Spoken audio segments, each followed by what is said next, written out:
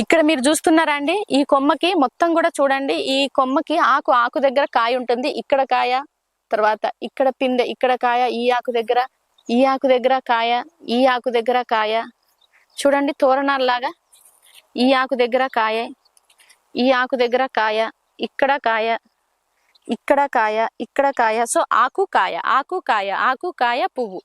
ఎంత బాగుంది కదా, ఇది ఒక తోరణం లాగా. ఈ ఒక్క కొమ్మకే మనకు బోల్డ్ అన్ని కాయలు.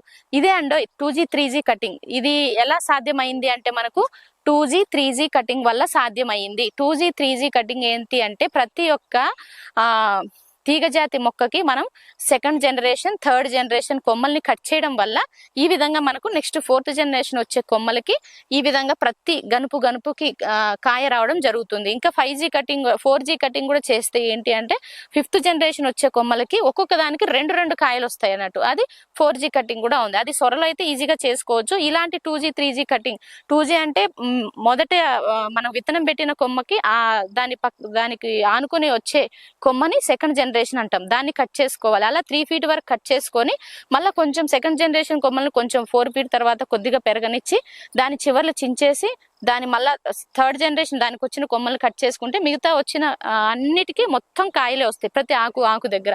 ఇదే మన 2G 3G కటింగ్. అన్ని రకాల తీగజాతి మొక్కలకు చేయొచ్చు. కీర, సొర, పొట్ల, కాకర, బీర అన్నిటికీ చేసుకోవచ్చు. చూడండి ఎంత బాగుందో కదా, ప్రతి ఆకు దగ్గర కాయ అంటే ఎంత బాగుంది చూడండి. ఇక్కడ నుంచి మొదలైతే మనకు కాయ, ఇక్కడ దీనికన్నా పైన కూడా కాయలు రావడం జరిగింది. ఈ కొమ్మ ఎక్కడి నుంచి ఉందో అక్కడ అంతా ఉన్నాయి కాయలే కాయలు.